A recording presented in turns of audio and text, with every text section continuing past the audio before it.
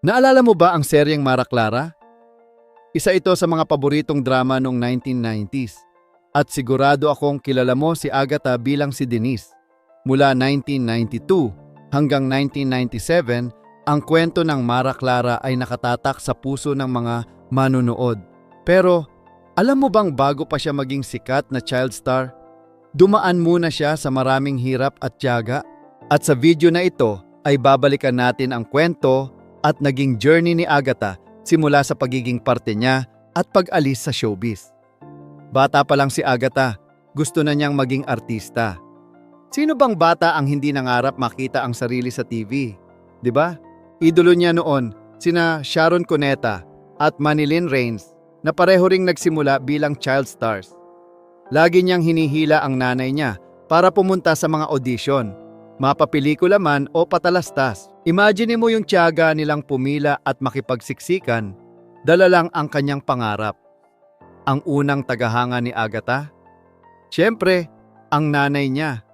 Laging nasa likod siya ni Agatha, nakasuporta sa bawat hakbang. Isang araw, isang talent scout ang nakapansin sa kanya at sinamahan siya sa Broadway Centrum para mag-audition sa isang noontime show na tinatawag na Salo-Salo Together.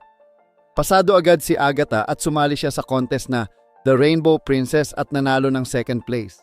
Hindi man siya ang nag-first place, nakita na ng marami ang galing niya sa pag-arte. Doon nagsimula ang kanyang journey sa showbiz. Sunod-sunod ang oportunidad na dumating kay Agatha. Naging bahagi siya ng mga palabas tulad ng Smart Squad, ng ABC5, Pen Pen de Sarapen, ng RPN9 at isang horror TV show.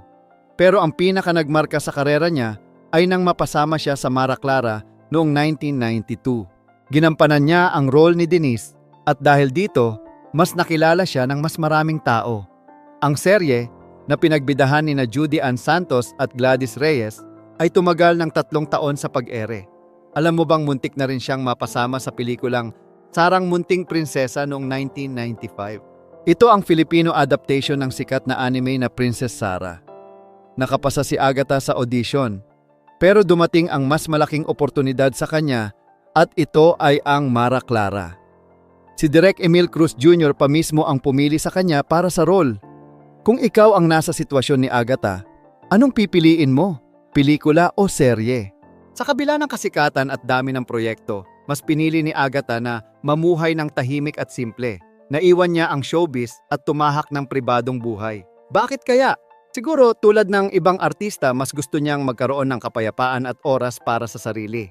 Ngayon, kahit wala na siya sa spotlight, si Agatha ay isa pa ring inspirasyon sa maraming tao. Ang kwento niya ay patunay na ang tagumpay ay hindi lang tungkol sa kasikatan kundi sa kung paano mo narating ang iyong pangarap. Kung ikaw ang papipiliin, ano ang mas pipiliin mo? Isang single appearance sa pelikula o regular na role sa isang iconic na serye? Ganito rin ang naging hamon kay Agatha nung siya'y bahagi ng showbiz. Noong 1995, inimbitahan si Agatha na gumanap sa pelikulang Sarah, Ang Munting Prinsesa, na adaptasyon ng sikat na nobela, A Little Princess. Pero sa parehong panahon, merong komplikasyon sa taping ng Mara Clara, kung saan kinailangan niyang pumili. Bagamat kaakit-akit ang oportunidad na maging bahagi ng Sarah, Ang Munting Prinsesa, mas pinili niya ang Mara Clara, na may mas regular na schedule. Hindi niya ito pinagsisihan dahil nagbigay ito ng mas malaking break sa kanya sa mundo ng showbiz. Sa Mara Clara, ginampanan ni Agatha ang karakter ni Denise, isang batang palaban at mausisa na pinsan ni Mara, na ginampanan ni Judy Ann Santos. Ayon kay Agatha, ang role na ito ay malapit sa kanyang totoong pagkatao, sa pagiging madaldal at masayahin. Ang mga taga-subaybay ng serye ay natuwa sa kanyang pagganap at lalo niyang na-enjoy ang proyekto dahil sa magandang pakikitungo ng kanyang mga co-stars na sina Judy Ann Santos at Gladys Reyes. Itinuturing pa nga siyang baby ng set dahil sa kanyang kabataan. Bukod sa Mara Clara, tumatak din si Agatha sa iba pang proyekto. Isa na rito ang Trudy's Liit noong 1996, na remake ng pelikulang pinagbidahan ni Vilma Santos noong 1963. Dito ginampanan niya si Goreng, ang matalik na kaibigan ng bida. Ang kanyang natural na husay sa pag-arte ay hindi pinalampas ng mga award-giving bodies. tumanggap siya ng mga parangal tulad ng Best Child Actress mula sa FAMAS, Metro Manila Film Festival at Parangal ng Bayan. Hindi lamang drama ang naging forte ni Agatha. Lumabas din siya sa mga educational shows tulad ng Bayani, Sineskwela at Hiraya Manawari. Sa mga proyektong ito, nakatrabaho niya ang ilan sa mga sikat na child stars noon. Tulad nina Camille Prats at Shayna Magdayaw. Ang mga palabas na ito ay nagbigay daan upang lalo pa siyang makilala bilang versatile na artista. Sa kabila ng tagumpay, unti-unting nagbawas si Agatha ng mga proyekto sa showbiz. Ang Marinela ang kanyang naging huling regular na palabas bago siya tuluyang na maalam sa showbiz noong 2001. Bagamat matagal nang natapos ang Mara Clara noong 1997, nananatiling malapit pa rin ang cast sa isa't isa. Paminsan-minsan, nagkakaroon sila ng reunion at may group chat pa para makamusta ang isa't isa. Hindi ba't nakakatuwang malaman na sa likod ng kanilang on-screen drama, nagkaroon pa rin sila ng tunay na pagkakaibigan? Kung ikaw ang tatanungin, kaya mo bang talikuran ang kasikatan para sa isang mas simpleng buhay? Para kay Agatha, ang desisyong ito ay hindi madali, ngunit naging daan ito para mahanap niya ang kanyang tunay na kahulugan sa buhay. Ang pag-alis ni Agatha sa showbiz ay dahil sa kagustuhan ng kanyang manager na ipareha siya sa iba't ibang teen stars. Uso noon ang mga love teams, ngunit bilang isang pinsantaong gulang pa lamang, aminado si Agatha na hindi pa siya handang gampanan ang mas matured na roles. Dahil dito, napagdesisyonan niyang unahin ang kanyang edukasyon na sa tingin niya ay mas mahalaga noong panahong iyon. Pinili ni Agatha na tahakin ang mas tahimik ngunit mas makabuluhang landas kung saan siya'y mag-aral at makapagtapos. Tinapos niya ang kursong Mass Communication sa De La Salle University das Marinas sa Cavite, kung saan siya ay nagtapos bilang magna cum laude noong 2010. Ang kanyang dedikasyon sa pag-aaral ay naging inspirasyon sa marami at patunay ito na hindi hadlang ang kasikatan para makamit ang tagumpay sa pag-aaral. Sa kabila ng pagtuon sa kanyang karera sa labas ng showbiz, nagkaroon si Agatha ng maikling pagbabalik noong 2013 sa teleseryeng Be Careful with My Heart. Isa itong highest rating show na pinagbidahan ni Jody Stan Maria at Richard Yap. Ginampanan ni Agatha ang papel ng kapalit na yaya sa anak na bunso ni Richard Yap sa palabas. Bagamat naging matagumpay ang kanyang pagbabalik, ito na ang kanyang huling proyekto sa pag-arte. Noong 2015, nagpakasal si Agatha sa kanyang non-showbiz boyfriend na si Romel Galisa. 4 na taon matapos ang kanilang kasal, binayayaan sila ng isang anak na babae.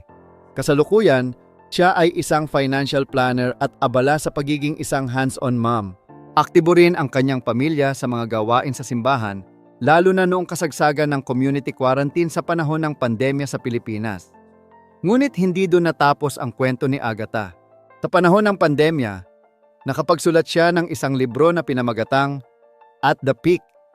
Ang librong ito ay nagsasalaysay ng kanyang naging buhay sa showbiz, kung paano siya nagdesisyong umalis, at kung paano siya ginabayan ng Diyos sa panibagong kabanata ng kanyang buhay. Sa kabila ng kanyang bagong landas, inamin ni Agatha na namimiss niya minsan ang showbiz, lalo na ang mga challenging roles na kanyang ginampanan noong bata pa siya. Ang 8 taon niyang karera bilang artista ay puno ng mga aral at karanasan na hindi niya malilimutan. Ayon sa kanya, ang mga natutunan niya sa showbiz ay nagbigay ng pundasyon sa kung sino siya ngayon. Bagamat aktibo na siya sa ibang bagay, hindi niya sinasarado ang pintuan sa pag-arte. Aniya, sasabay ako sa kung ano ang kagustuhan ng Diyos para sa akin. Hindi ba't kahanga-hanga ang ganitong pananaw sa buhay? Bukod sa kanyang maikling pagbabalik noong 2013, hindi rin malilimutan ang kanyang naging kontribusyon sa mga pambatang palabas noong 90s tulad ng Sineskwela at Hiraya Manawari. Sa mga episode na ito, pinatunayan niya ang kanyang versatility bilang aktres mula sa drama hanggang sa educational shows. Ang ganitong mga palabas ay nagbigay ng kasiyahan at inspirasyon sa mga batang Pilipino. Ang kwento ni Agatha ay isa sa mga patunay na ang buhay ay hindi palaging umiikot sa kasikatan. Minsan, may mas matimbang pa rin talaga na bagay ang mas malalim na tulad ng edukasyon, pamilya at pananampalataya. Ang kanyang tagumpay sa larangan ng akademya, trabaho at personal na buhay ay nagbibigay inspirasyon sa marami. Ang kwento niya ay nagsisilbing paalala na anuman ang ating landas, ang mahalaga ay sumunod tayo sa direksyon na inilaan para sa atin. Kung ikaw kaya ang nasa lugar ni Agatha, pipiliin mo rin bang iwan ang spotlight para sa mas tahimik ngunit mas makabuluhang buhay? I-share mo ang iyong opinion sa comment section down below.